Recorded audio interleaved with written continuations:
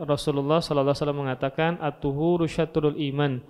Bersuci itu adalah sebagian dari iman.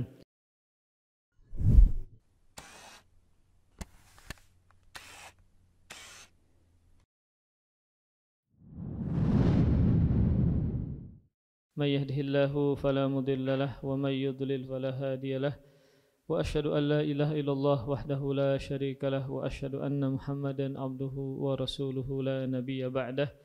Qala Allah Ta'ala fil Qur'anil Karim ya ayyuhalladzina amanu taqullaha haqqa tuqatih wa la tamutunna illa wa antum muslimun. Ya ayyuhan nasu taqu rabbakum alladzi khalaqakum min nafsin wahidah wa khalaqa minha zawjaha wa batha minhuma rijalan katsiran wa nisaa'a wattaqullaha alladzi tasaaluna bihi wal arham innallaha kana 'alaikum raqiba. Ya ayyuhalladzina amanu taqullaha wa qulu qawlan sadida yuslih lakum a'malakum wa yaghfir lakum dhunubakum wa may yuti'illaha wa rasulahu faqad faza fawzan 'azima. Amma ba'du fa inna asdaqal hadithi kitabullah wa khairal hadyi hadi Muhammadin sallallahu alaihi wa alihi wasallam wa syarrul umuri muhdatsatuha fa inna kulla muhdatsatin bid'ah wa kulla bid'atin dhalalah wa kulla dhalalatin finnar. Alhamdulillah, kita senantiasa bersyukur dan memuji kepada Allah Subhanahu wa taala atas limpahan rahmat karunia yang dengannya kita bisa di sini dimudahkan berkumpul bersama dalam rangka untuk menunaikan tugas kita sebagai seorang hamba, yaitu beribadah kepada Allah Subhanahu wa taala. Terlebih kita masih di 10 hari pertama bulan Dzulhijjah pada tanggal 5 Dzulhijjah, yang mana Rasulullah sallallahu alaihi wasallam menjelaskan dalam hadisnya bahwa 10 hari pertama bulan Dzulhijjah adalah hari-hari yang mana amal saleh paling dicintai dan disukai Allah Subhanahu wa taala. Kemudian juga dalam hadis yang lain Rasul juga menjelaskan bahwa hari yang terbaik di dunia adalah 10 hari pertama bulan Dzulhijjah. Sehingga seorang muslim hendaknya memanfaatkan waktu-waktu ini agar dia memaksimalkan ibadahnya kepada Allah Subhanahu wa taala, karena 10 hari pertama bulan Dzulhijjah ini adalah musim dan panen kebaikan dan keberkahan dari Allah Subhanahu wa taala.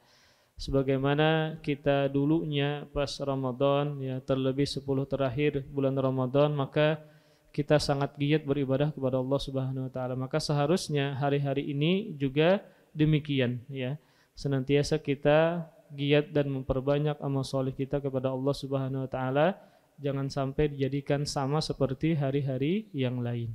Kemudian salawat serta salam semoga senantiasa tercurahkan kepada Nabi kita Muhammad sallallahu alaihi wasallam dan juga kepada para keluarga, para sahabat dan orang-orang yang senantiasa mengamalkan dan menjalankan sunnahnya sampai hari kiamat kelak. Amin ya rabbal alamin. Kita masih membahas dan menyambung pembahasan hadis ke-23 tentang jalan-jalan kebaikan, jalan-jalan kebaikan. An Abi Malik Al-Harith bin Asim Al-Ash'ari radhiyallahu ta'ala anhu qala Rasulullah sallallahu alaihi wasallam at-tuhuru syatrul iman walhamdulillahi tamla'ul mizan wa subhanallahi walhamdulillahi tamla'ani aw tamla'u ma bainas sama'i wal ardi was-salatu nurun was-sadaqatu burhanun was-sabru diya'un wal qur'anu hujjatun laka aw 'alaika kullun nasi yaghdu fabai'un nafsahu famu'tiquha au mubiquha. Rawahu Muslim. Dari sahabat Abu Malik Al-Harith bin Asim Al-Ash'ari radhiyallahu ta'ala anhu, beliau berkata Rasulullah sallallahu alaihi wasallam pernah bersabda, bersuci itu setengah dari iman. Dan ucapan Alhamdulillah itu memenuhi timbangan, dan ucapan Subhanallah dan Alhamdulillah keduanya memenuhi antara langit dan bumi. Dan solat adalah cahaya, dan sedekah adalah bukti, dan sabar adalah sinar. dan Al-Quran akan menjadi pembelamu atau yang menuntut bagimu. Setiap manusia keluar di pagi hari menjual dirinya. Ada yang memerdekakan dirinya sendiri, ada juga yang membinasakan dirinya sendiri. Maka dalam hadis ini membahas tentang amalan-amalan soleh yang dianjurkan dalam Islam. Di antaranya adalah berkaitan dengan zikirkah, salat, sedekah, baca Quran, dan yang lainnya. Pembahasan pertama adalah berkaitan dengan bersuci. Maka Rasulullah SAW mengatakan at-tuhuru syatrul iman. Bersuci itu adalah sebagian dari iman. Maka ada dua pendapat para ulama berkaitan dengan makna bersuci ini. Pendapat pertama maknanya adalah yaitu membersihkan diri dari berbagai macam maksiat dan kesyirikan. Jadi at-tuhur di sini maknanya adalah bersuci dari segala jenis kemaksiatan dan kesyirikan. Maka ketika seseorang ingin imannya sempurna, maka dia harus satu melakukan pembersihan dari segala jenis kemaksiatan dan kesyirikan, dan juga harus menghiasi dirinya dengan amal soleh. Kemudian pendapat yang kedua, sebagian yang lain mengatakan bersuci di sini adalah bersuci dengan makna yang kita fahami, yaitu bersuci maksudnya adalah berwudukah, kemudian tayamumkah, atau mandi junub. Maka iman di sini berarti maksudnya adalah solat. Jadi at-tuhuru syatrul iman, bersuci adalah setengah dari iman, maka wudu adalah sebagian dari iman, atau wudu adalah sebagian atau setengah dari solat. Ya, makna iman di sini berarti maksudnya adalah salat. Dalam Al-Qur'an Allah juga menyebutkan iman maksudnya adalah salat. Ketika Rasulullah SAW diperintahkan oleh Allah Subhanahu Wa Taala untuk menghadapkan wajahnya ke arah kiblat ketika salat, yang sebelumnya Nabi dan para sahabat mereka menghadapkan wajahnya ke arah Baitul Maqdis. Nah, ketika Nabi SAW diperintahkan turun ayat untuk menghadap ke arah kiblat, lalu bagaimana dengan para sahabat yang mereka dulunya ya menghadap ke arah Baitul Maqdis? Kemudian ketika ayat ini diturunkan, maka mereka sudah meninggal dunia. Lalu bagaimana status salat mereka? Maka kata Allah Subhanahu wa taala, "Wa ma kana Allahu liyudhi'a imanakum." Kata Allah Subhanahu wa taala, dan Allah tidak akan menyia-nyiakan iman kalian. Iman di sini maksudnya adalah salat kalian. Maka salat yang dikerjakan oleh para sahabat yang mana mereka menghadapkan ke arah Baitul Maqdis, kemudian ketika ayat turun memindahkan arah ke kiblat atau Ka'bah, ternyata mereka sudah meninggal dunia. Lalu Allah mengatakan, "Wa ma kana Allahu liyudhi'a imanakum." Dan Allah tidaklah menyia-nyiakan iman kalian. Maksudnya iman adalah salat kalian. Namun Syekh Muhammad bin Shalih Al-Utsaimin beliau mengatakan makna yang paling aula dan afdolnya dari sabda Nabi ini bahwa bersuci sebagian dari iman, maka maksudnya adalah membersihkan diri atau bersuci dari segala jenis kemaksiatan dan kesyirikan. Maka itu adalah setengah dari keimanan. Kemudian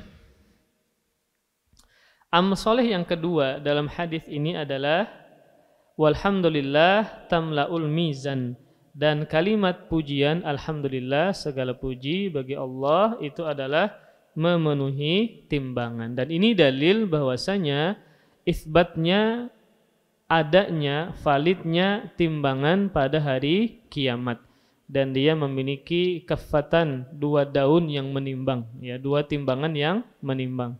Maka pada hari kiamat amal-amal yang dikerjakan oleh hamba-hamba Allah Subhanahu wa taala atau manusia maka akan ditimbang. Nah, banyak sekali amalan-amalan yang menjadikan amal soleh kebaikan itu menjadi berat. Salah satunya adalah hanya sekedar kita berzikir kepada Allah Subhanahu wa taala dengan mengucapkan alhamdulillah, maka itu menjadi pemberat amal soleh. Sama seperti akhlakul karim, akhlak yang mulia, dalam hadis yang dikeluarkan oleh Imam Tirmidzi, Rasul juga pernah bersabda, "Ma min syai'in athqal fil mizan min husnil khuluq." Tidak ada sesuatu amalan yang paling memberatkan timbangan pada hari kiamat daripada akhlak yang mulia. Nah, itu menunjukkan juga bahwa akhlak mulia adalah yang paling memberatkan timbangan pada hari kiamat. Kemudian berkaitan dengan alhamdulillah, memuji Allah Subhanahu wa taala, maka kita memuji Allah pada dua sisi. Yang pertama adalah memuji Allah karena kemuliaan sifat-sifat Allah yang maha tinggi. Kita memuji Allah karena kemuliaan sifat-sifat Allah yang maha tinggi dan sempurna. Sisi yang kedua adalah kita memuji Allah karena Allah sudah memberikan nikmat yang sangat banyak kepada kita. Yang pertama karena Allah memiliki sifat-sifat yang mulia, yang maha tinggi. Yang kedua, kita memuji Allah karena Allah banyak memberikan nikmat kepada hamba-hambanya. Entah nikmat berkaitan dengan urusan dunia, bisa makan, bisa minum, punya pakaian, punya tempat tinggal, punya pasangan, ya. Atau nikmat berkaitan dengan nikmat agama, seperti bisa sholat berjamaah, kemudian bisa belajar sama-sama, membahas hadis, belajar tauhid, yang mana sebagian orang tidak bisa dan berat untuk belajar dan menuntut ilmu agama. Atau bisa khusyuk dalam sholat, atau bisa menyedekahkan hartanya, dan seterusnya. Maka kita memuji Allah Subhanahu wa taala ketika Allah banyak memberikan nikmat kepada kita. Kemudian, ketika kita diberikan kenikmatan oleh Allah Subhanahu wa taala, maka kita memuji Allah Subhanahu wa taala. Maka dalam sebuah hadis yang sahih yang dikeluarkan oleh Imam Muslim, innallaha la yarda 'anil abdi an ya'kula al-aklah fayahmadahu 'alaiha aw yashraba asy-syarbata fayahmadahu 'alaiha. Kata Rasulullah sallallahu alaihi wasallam, sungguh Allah ridho terhadap seorang hamba tatkala dia makan makanan, dia pun memuji Allah Subhanahu wa taala atas nikmat tersebut. Jadi kalau kita makan, makanya bacaan makan atau bacaan setelah makan adalah alhamdulillah. Kenapa kita baca alhamdulillah? Karena makanan adalah termasuk nikmat yang besar, ya, nikmat yang besar.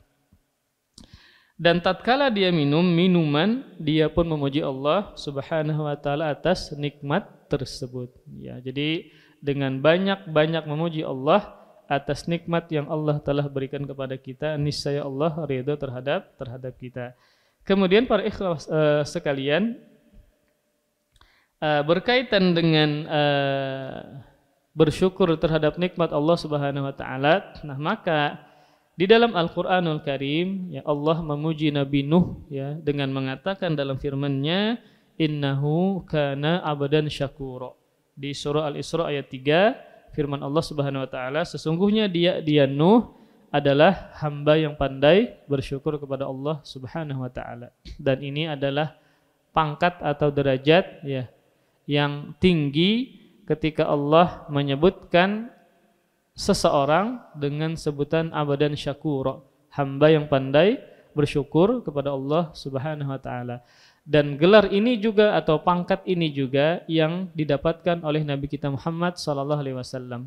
Maka beliau membuktikan dengan banyaknya nikmat yang Allah berikan kepada Rasulullah sallallahu alaihi wasallam, maka beliau membuktikannya dengan banyak sholat malam.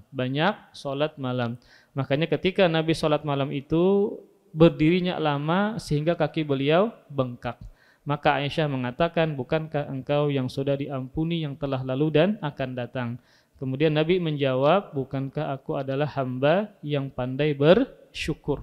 Jadi ketika Nabi SAW beramal soleh, maka bukan hanya untuk diampuni dosa beliau, bukan hanya untuk ditinggikan derajat beliau, tetapi juga karena ingin mendapatkan pengakuan dari Allah Subhanahu wa taala adalah Nabi Muhammad sebagai hamba yang pandai bersyukur. Sehingga termasuk dalam firman Allah, wa qalilum min ibadiyasy syakur, dan sedikit hambaku yang pandai bersyukur kepada Allah Subhanahu wa taala. Karena kenapa Allah tidak mengatakan dan sedikit hambaku yang pandai bersabar?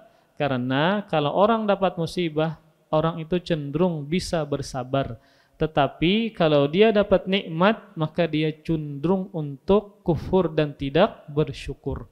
Sehingga orang itu lebih mampu dia sabar ketika dapat musibah, tetapi sulit untuk bersyukur ketika mendapatkan kenikmatan. Ada seseorang dulunya pas kada berduit rajin beribadah. Pas kada berduit, pas macam-macam ekonomi lemah misalnya, rajin salat berjamaah, rajin menuntut ilmu agama, pas berjualan sukses. Nah, jadi bos misalnya, kada ke majelis lagi, ya, kada berjamaah lagi, itu menunjukkan bahwasanya dia mampu untuk sabar ketika dapat ujian, tetapi ketika diberikan kenikmatan sebagian harta misalnya, maka dia lupa untuk beribadah kepada Allah Subhanahu wa taala. Sehingga memang sedikit yang pandai bersyukur, namun ketika dia diberikan ujian mampu untuk bersabar. Makanya sulit ya ketika seseorang itu diberikan kenikmatan oleh Allah dengan sangat banyak, dia bersyukur terhadap semua nikmat tersebut. Makanya dalam surah yang lain, Al-Adiyat, Allah mengatakan watak dari manusia, innal insana li rabbih lakanud. Kata Allah Subhanahu wa taala, sungguh manusia itu terhadap Rabbnya kanud. Apa makna kanud? Maknanya adalah kufur nikmat. Jadi kata Allah, manusia itu terhadap nikmat Allah Subhanahu wa taala dia adalah kufur nikmat. Ya, kufur nikmat, tidak bersyukur kepada Allah Subhanahu wa taala. Nah, di antara tafsirannya kanud ini, kufur nikmat ini, kata Imam Hasan Al-Basri, apa makna orang yang kufur nikmat? Beliau mengatakan orang yang suka mengungkit-ungkit musibah dan melupakan nikmat-nikmat yang banyak. Ketika kita bertemu lawan kawan-kawan ini berkisah tentang kada baik terus, berkisah tentang ujian terus, tentang sakitnya terus, padahal Allah sangat banyak memberikan dia kenikmatan.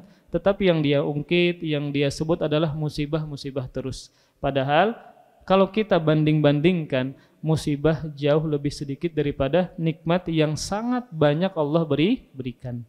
Contoh nikmat mata, dari bayi sampai wahai ini kita pakai nikmat Allah Subhanahu wa taala ini. Terkadang kita lupa terhadap nikmat kesehatan dan yang lainnya. Biasanya kalau ada orang yang mengungkit-ungkit musibah terus, kemudian ujian terus, itu adalah kata Imam Hasan Al-Basri adalah kanut. Dia hanya mengungkit-ungkit musibah ujian, namun melupakan nikmat-nikmat Allah yang sangat banyak yang Allah sudah berikan kepada orang tersebut. Kemudian makanya kalau kita bangun guring ya, apa doanya? Kan memuji Allah Subhanahu wa taala.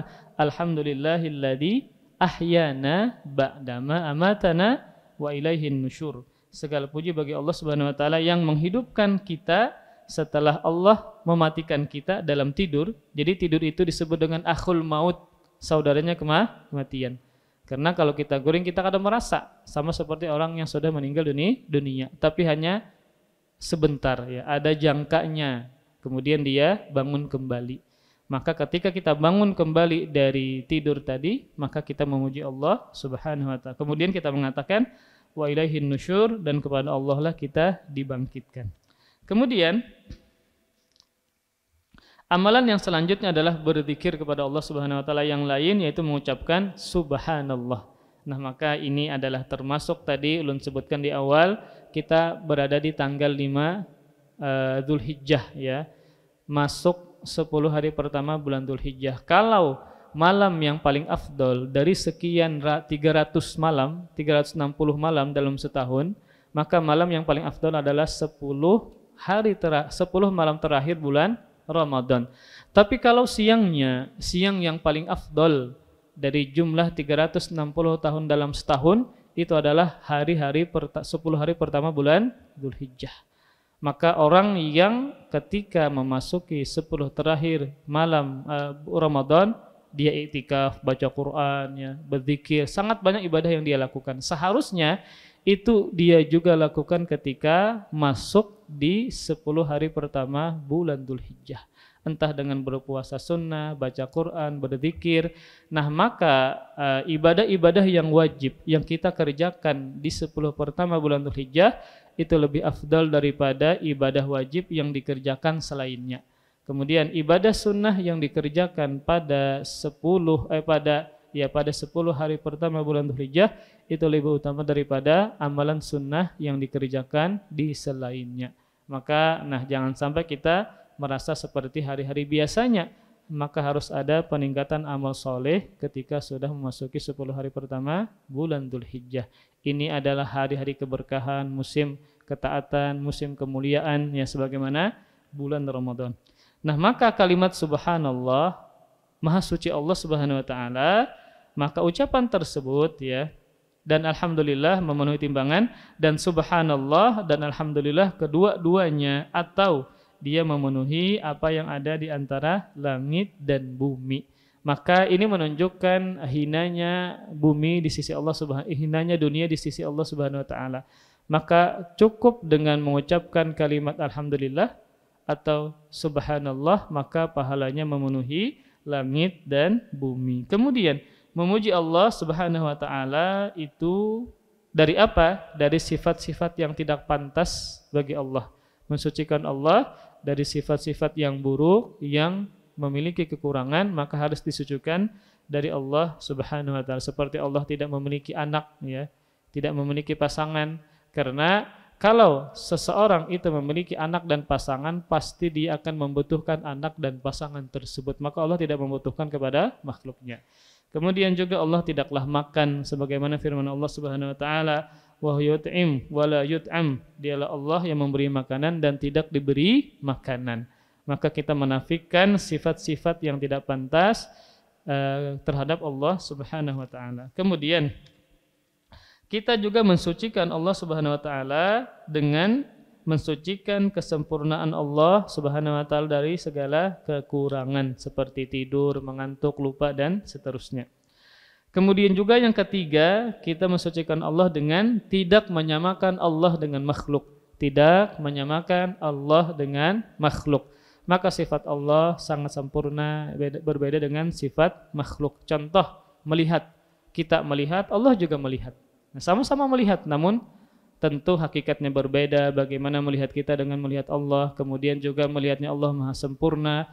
Kalau penglihatan kita terbatas, semakin tua semakin kabur. Itu manusia. Jadi ketika dia manusia ini semakin tua, maka semua anggota tubuhnya fungsinya sudah berkurang. Gerakannya kah, pendengarannya kah, penglihatannya kah, penciumannya kah, maka sudah berkurang. Berbeda dengan sifat Allah Subhanahu wa ta'ala. Kemudian yang selanjutnya berkaitan dengan macam-macam ibadah dalam hadis ini adalah as-salatu nurun. Salat adalah cahaya. Salat adalah cahaya. Maka ibadah yang paling agung ya yang bisa kita kerjakan saat-saat sekarang adalah dengan salat.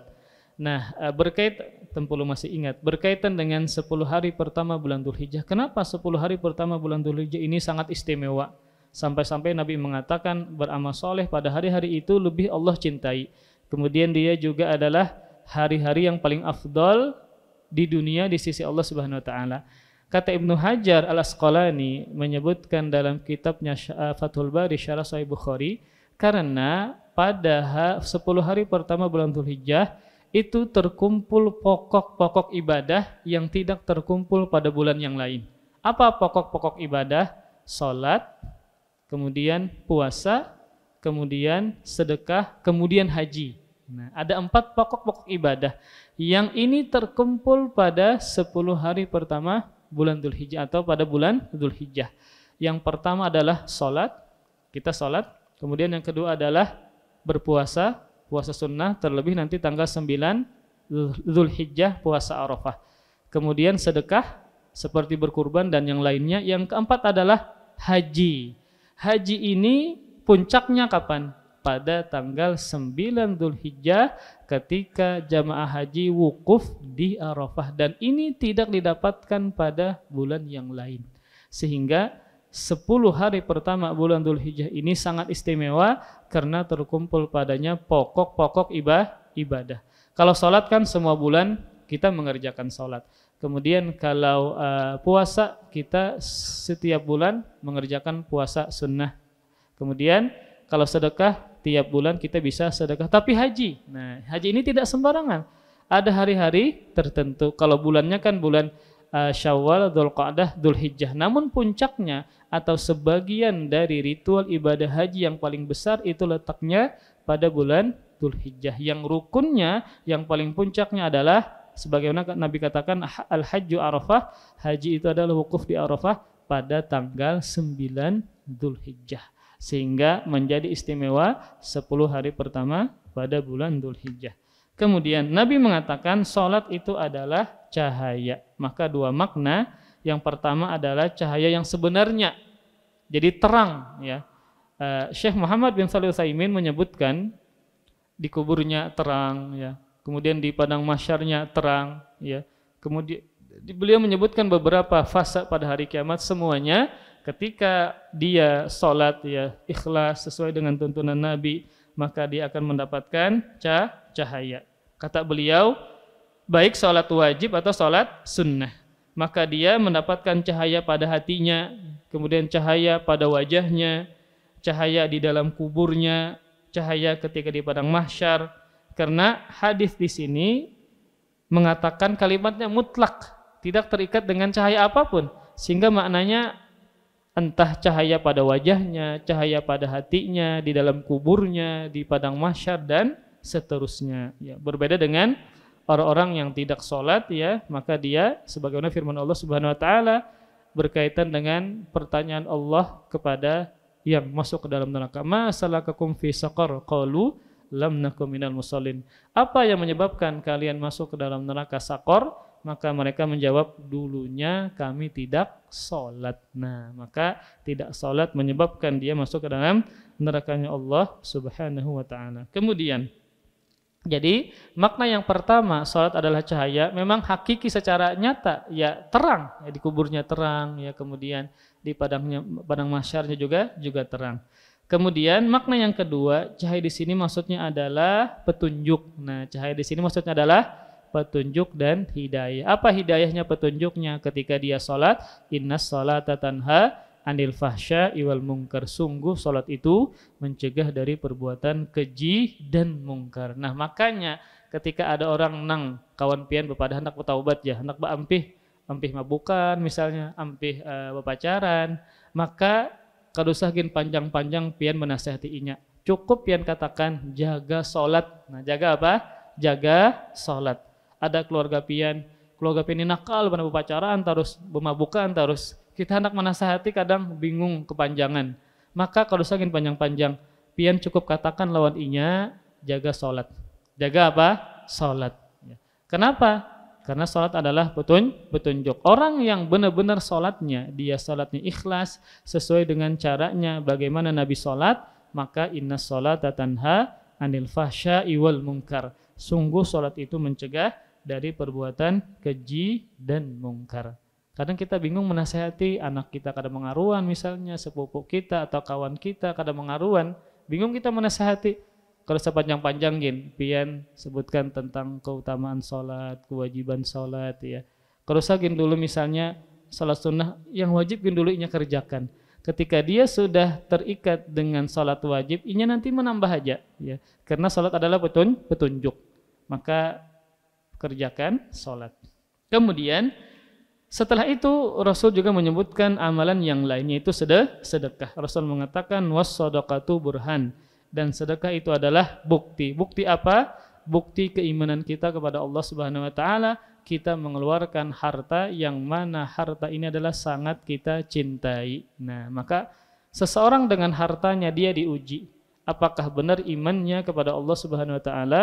Kalau imannya benar, maka dia akan mengeluarkan hartanya di jalan Allah Subhanahu Wa Taala.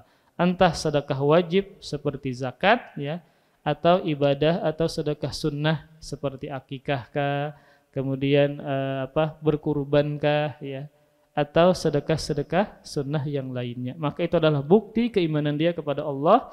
Apakah dia berani ya mengeluarkan harta yang dia sangat cintai di jalan Allah Subhanahu wa taala.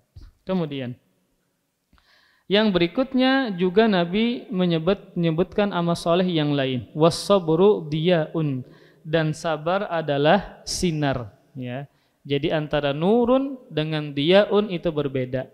Nur artinya cahaya, Kalau diyaun artinya sinar. Nah, kalau matahari itu dia sinar, dia usyamsi. Kalau bulan itu nur, cahaya. Bedanya apa? Bedanya adalah kalau sinar itu memang menerangi ya, tapi membuat panas. Contoh sinar matahari. Dia menerangi namun membuat panas. Tapi kalau cahaya kayak cahaya bulan, nurul qamar, cahaya bulan, maka cahaya itu dia menerangi namun tidak membuat panas. Maka as-sabru diyaun. Sabar itu adalah cahaya. Yang mana cahayanya membuat panas. Karena memang sabar itu ngalih. Sabar itu ngalih dan sulit. Makanya ketika ada sebuah amalan yang sulit untuk diamalkan, itu pahalanya dan ganjarannya besar di sisi Allah Subhanahu. Karena perjuangannya berat. Karena perjuangannya berat. Dalam setiap hari banyak hal-hal yang membuat kita kada nyaman hati. Banyak hal-hal yang membuat kita sedih, ya, membuat kita sakit hati. Itu banyak. Maka jangan sampai rugi 2 kali sudah dapat musibah tapi kada berpahala. Maka bagaimana kalau caranya kita dapat musibah tapi menjadi ladang pahala? Maka harus sabar. Nah, maka harus sabar. Ya. Jadi pahala sabar ini sangat besar di sisi Allah Subhanahu wa ta'ala. Dan sabar terbagi 3 macam. Yang pertama sabar menjalankan ketaatan. Maka kayak belajar, menuntut ilmu harus sabar. Kadang pian uyuh, kadang pian lapar, ada yang mengantuk, macam-macam. Nah, harus sabar. Berjuang dalam beribadah perlu dengan kesabaran. Kemudian sabar yang kedua meninggalkan perbuatan maksiat. Maka tidak berzina harus sabar. Tidak berpacaran harus sabar. Kawanan pian berataan berpacaran pian kada. Kadang kita ya berkumpul lawan kawan, main bola lawan kawan-kawan membawa pacarnya. Pian kada. Kadang raminya jar pian, nyamannya jar pian. Tapi pian harus tahu bahwa pacaran hukumnya adalah haram. Dan meninggalkan haram itu perlu kesabaran. Bagaimana pian tidak riba, pian sabar. Menggiurkan ketika harta ini banyak, pian dapatkan, tetapi di sana ada riba. Namun pian harus sabar tidak mengambilnya. Jadi meninggalkan perbuatan maksiat harus sabar. Kemudian yang ketiga, ini biasanya konteks sabar, yaitu sabar menghadapi takdir Allah yang tidak mengenakan. Biasanya orang itu paham, sabar itu apa? Ketika dapat musibah. Padahal sabar terbagi 3. Menjalankan ketaatan harus sabar, meninggalkan kemaksiatan harus sabar, kemudian sabar terhadap musibah yang tidak mengenakan. Tusuk duri misalnya ya. Kemudian hilang kendaraan, hilang mobil, hilang rumah karena tongkang misalnya rumahnya di Higa Banyu. Nah, lalu minta rugi 1 miliar, bojong sidin. Jadi intinya adalah sabar terhadap takdir Allah Subhanahu wa taala yang tidak mengenakan. Nah, maka sabar ini tadi ulun sebutkan banyak pahalanya di sisi Allah. Maka bagaimana kita bisa sabar kalau dapat musibah? Ya pian harus tahu bahwa sabar itu adalah di sisi Allah banyak memiliki pahala. Dalam hadis yang sahih yang dikeluarkan oleh Bukhari, nah ini mudahan kawas sabar kita berataan, Nabi menyebutkan man yuridillahu bi khairan yusib minhu. Barang siapa yang Allah inginkan kebaikan kepada seseorang, niscaya Allah beri musibah. Nah, maka tidak mungkin orang pilihan Allah itu tidak dapat musibah. Maka musibah ujian itu tergantung kadar keimanan dia. Maka orang yang paling banyak musibahnya, ujiannya karena keimanannya yang paling tinggi adalah para nabi dan para rasul.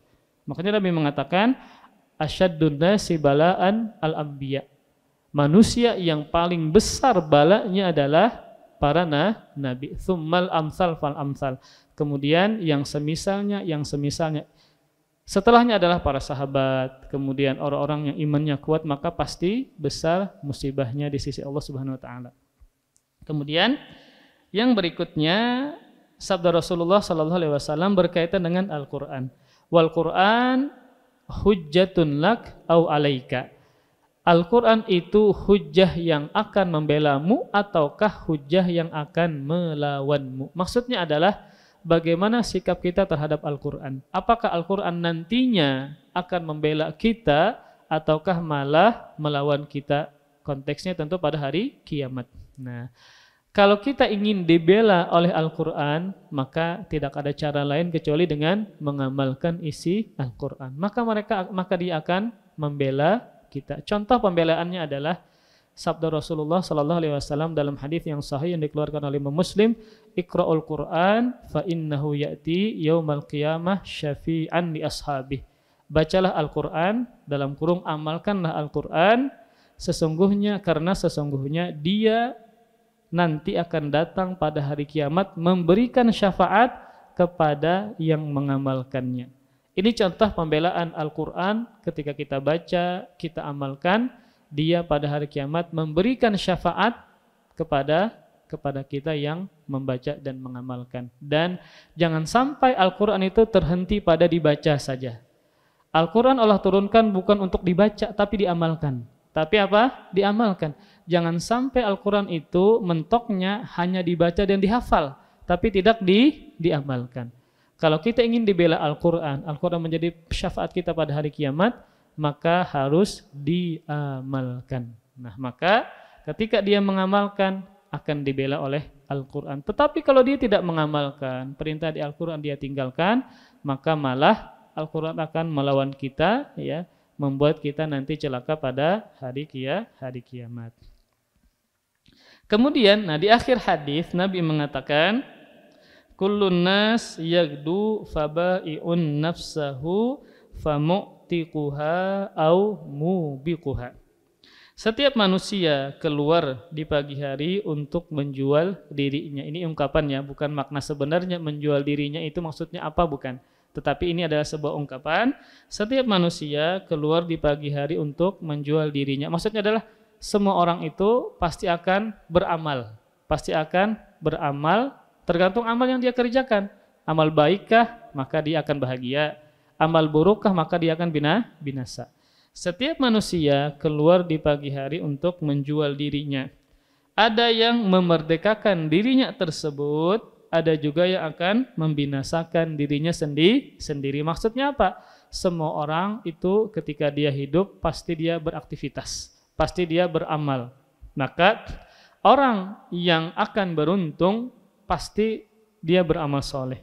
Sebaliknya, orang yang ketika hidup ternyata dia beramal dengan amalan keburukan, maka akan mencelakakan dirinya sendiri. Maka ini ungkapan dari Nabi Shallallahu Alaihi Wasallam yang maksudnya adalah ketika kita hidup maka hendaklah senantiasa kita mencari keridhaan Allah Subhanahu Wa Taala sehingga kita membebaskan diri kita dari siksa api neraka. Kemudian kandungan hadis ini, ya, yang pertama adalah hadis ini menganjurkan untuk bersuci, entah secara lahiriah atau secara hakikiyah. Maksudnya adalah bersuci entah dari segala kemaksiatan atau kesyirikan, atau bersuci dengan makna yang kita fahami berwudu. Makanya berwudu itu kita disuruh untuk kalau batal berwudu, menjaga wudu sekalipun kita tidak sholat, tidak baca Quran, maka kita diperintahkan untuk senantiasa dalam keadaan wudu, ya.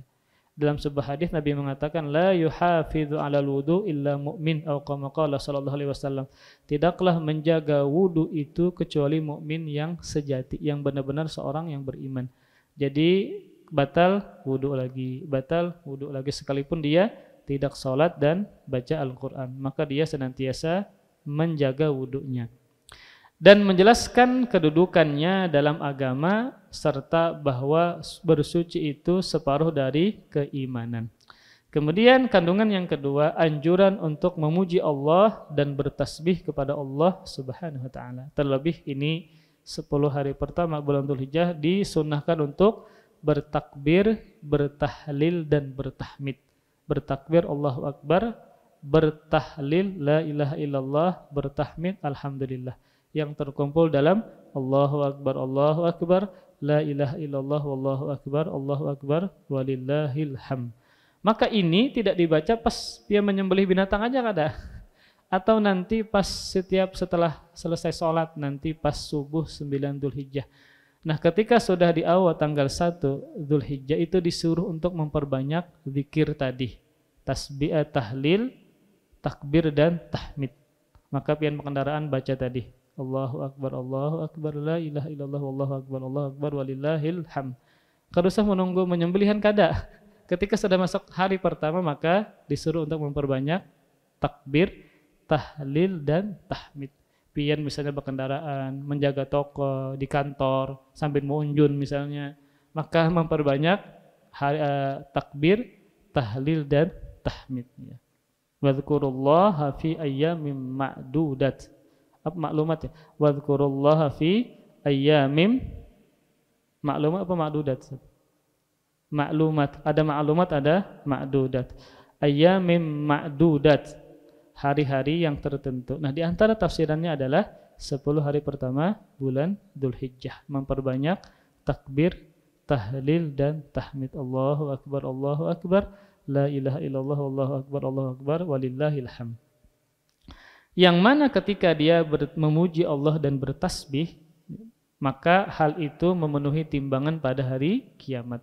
Dan bahwa mengumpulkan antara tasbih dan pujian subhanallah dan alhamdulillah akan memenuhi antara langit dan bumi. Nah, jadi ada 4 kalimat yang paling Allah cintai. Subhanallah, walhamdulillah, wala ilaha illallah, wallahu akbar. 4 ya, 4 kalimat yang paling Allah cintai. Subhanallah, walhamdulillah, wala ilaha illallah, Allahu akbar. Ini yang harus kita sering baca. Yang ketiga, anjuran untuk menunaikan sholat dan bahwa dia adalah cahaya di kubur. Nah, kedapang lampu di kubur. Maka yang membuat bercahaya secara nyata, makna nyata adalah sholat. Bercabang dari faidah ini bahwa sholat akan membuka pintu ilmu dan kepahaman dan pemahaman untuk manusia. Jadi kata beliau, kan tadi sholat adalah cahaya. Maka bercabang dari pemahaman ini adalah sholat itu membuka pintu ilmu. Karena dengan sholat dia mendapatkan cahaya, sehingga dengan cahaya tadi dia bisa mendapatkan ilmu dengan baik dan mudah. Maka dengan menjaga sholat. Kemudian yang keempat, anjuran untuk bersedekah. Dan penjelasan bahwa sedekah itu adalah bukti yang menunjukkan kebenaran iman pelakunya. Yang mana harta adalah yang sangat kita cintai, namun karena imannya dia berani untuk mengeluarkannya. Yang kelima, anjuran bersabar, dan dia adalah sinar. Bersabar itu berat atas manusia, sebagaimana manusia merasa berat menahan panas. Nah, makanya diungkapkan sabar itu adalah sinar. Sinar itu menerangi namun membuat panas. Maka kata di sini disebutkan bersabar itu berat atas manusia, sebagaimana manusia merasa berat menahan panas. Yang keenam, Al-Quran adalah hujjah yang akan membela atau melawan manusia, dan tidak ada yang tengah-tengah di mana dia tidak menjadi hujjah yang membela manusia dan juga tidak menjadi hujjah yang melawannya. Jadi kita ini pasti dihadapkan dengan Al-Quran dengan dua tadi. Apakah Al-Quran akan membela atau malah melawan? Tidak ada pilihan ketiga. Jadi Al-Quran tadi nanti pasti dua sikap ini yang akan dia kepada kita. Yang pertama tadi dia membela kita kah, atau sebaliknya dia melawan kita, wal'iyadzubillah. Kemudian yang ketujuh, setiap manusia pasti akan beramal atau akan melakukan aktivitas. Berdasarkan sabda Nabi, setiap manusia ya di pagi hari menuju pekerjaan mereka.